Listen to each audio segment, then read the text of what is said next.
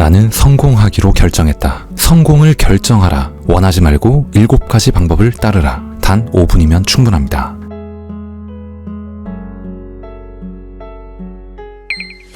안녕하세요. 따독따독입니다. 따독따독은 여러분들의 매일 1%의 성장을 응원합니다. 거의 모든 일에 실패하던 자가 결국 큰 성공을 이루어낸 방법, 현실의 억압에서 벗어나고 직접 상상하고 느끼는 것이 나의 현실이다 라고 얘기하는 사람이 있습니다. 성공하고 싶다면 그에 따르는 대가를 치러라. 오늘은 더 시스템, 스콧 애덤스의 통찰력에 제 생각을 함께 여러분들께 전달드리도록 하겠습니다. 내 주위에는 부자가 되거나 유명해지거나 멋지게 살기를 바라는 사람이 많다. 하지만 대부분 소망에 그치고 만다. 극소수만이 자신의 소망을 이루기로 결정한다. 이게 가장 중요한 차이점이다. 일단 결정한 사람들은 행동을 취하지만 마음속에 소망을 간직하는, 그냥 원하는 사람들은 보통 그 자리에 머물기만 한다. 성공하는 사람들은 성공을 희망하지 않는다. 성공하기로 결심한다. 그리고 효과적으로 달성하기 위해서는 시스템이 꼭 필요하다. 올바른 시스템을 선택한다면 생각보다 적은 대가로도 충분하다. 하지만 들어가기에 앞서 이 부분은 명심해라. 성공하기 위해 많은 노력을 해야 한다는 사실을 바꿀 수는 없다.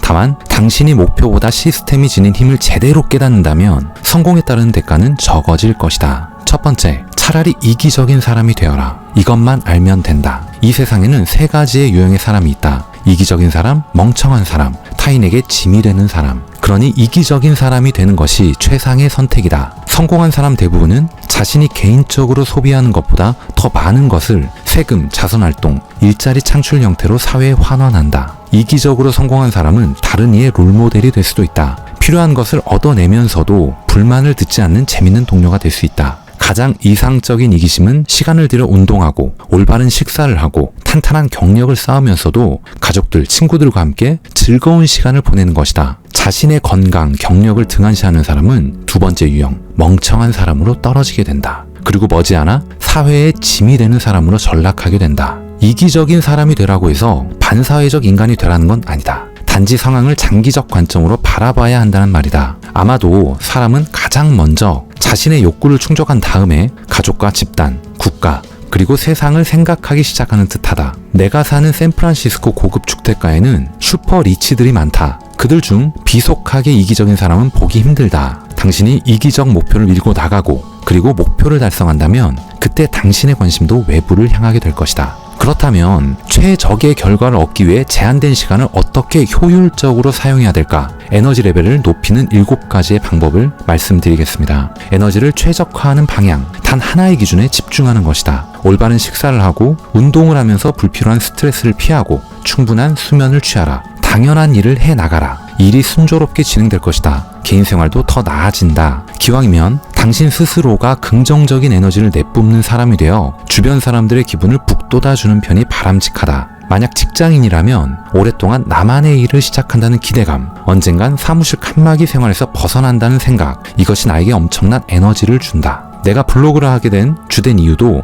에너지를 얻을 수 있기 때문이다. 생각을 가다듬는다거나 더 많은 아이디어를 통해서 더 좋은 세상을 만들 수 있다는 이유도 있다. 그 외에 뭐가 더 중요하단 말인가? 이 책 또한 누군가가 읽고 도움이 되는 내용을 찾을 수 있다는 생각을 하면 기분이 좋다. 그런 생각만으로도 나는 엄청나게 동기부여가 된다. 첫 번째, 자신만의 리듬을 찾아라. 아침에 눈을 뜰 때 내 머리는 편안하고 창의적 상태를 유지한다. 늦은 오후부터 초저녁에는 기계적인 일들을 반복한다. 생각하지 않아도 되는 일들을 착착착 제거해 나간다. 일찍 잠자리에 들고 새벽 4시에 일어나 내가 원하는 창작 작업을 했다. 그때 했던 여러 작업 중 하나가 딜버트의 탄생으로 이어졌다. 딜버트는 작가를 최정상으로 올려준 컨텐츠 중 하나다. 두 번째 비밀, 단순화할 것이냐 최적화할 것이냐. 만약에 당신이 단순한 계획 그리고 복잡한 계획 중에서 어떤 것이 더 좋을지 모르겠다 라고 한다면 단순한 계획을 선택하라. 이것의 큰 장점은 시간의 자유가 주어진다는 점이다. 세상에서 시간보다 소중한 자원은 없기 때문이다. 단순화는 에너지의 자유를 선사함으로써 당신이 모든 다른 일들을 좀 더 쉽게 할 수 있도록 해준다.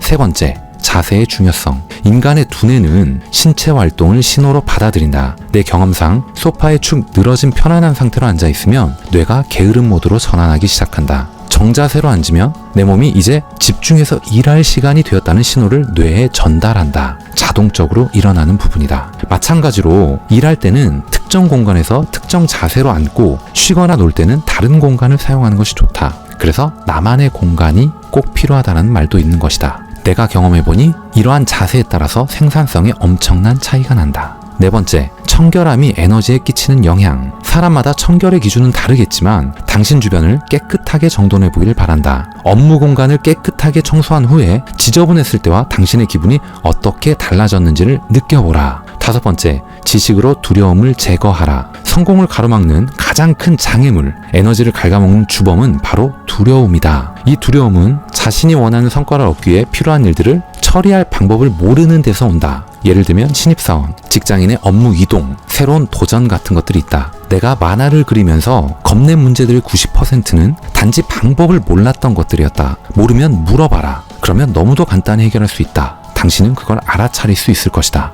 나는 1분 안에 답을 찾을 수 있는 구글 검색을 무척이나 좋아한다. 그저 앞선 사람들이 뿌려놓은 정보를 차근차근 따라가기만 하면 되는 것이다. 여섯 번째, 언행을 조심해라. 진짜 재수없는 짓, 남들을 열받게 만들어 놓고도 성공할 수는 있다. 하지만 이는 생산적 방식이 아니다. 자기 자신에게 얼마나 피해가 가는지 모르고 하는 행동이다. 재수없는 행동들의 예시는 다음과 같다. 늘 자기 자신에게 화제를 돌린다. 대화를 장악하려 든다. 다른 사람의 제안에는 동의하지 않는다. 기본적 생활 예절을 따르지 않는다. 당신이 대우받을 만한 사람이 되어야 다른 사람들이 당신을 대우한다. 일곱 번째, 우선순위를 세워라. 최우선순위, 바로 당신이다. 바로 나 자신이란 이야기다. 당신이 망가지면 다른 우선순위들은 의미가 없어진다. 따라서 건강을 1순위로 챙겨야 하고 운동을 반드시 해야 한다. 일단 건강 그리고 재정 상태가 온전해진 후에는 다음 우선순위, 그러니까 가족, 친구, 사랑하는 사람들을 생각해 볼 차례다. 마지막으로 세상을 바로잡으려는 노력 같은 건 늦게 해도 늦지 않다.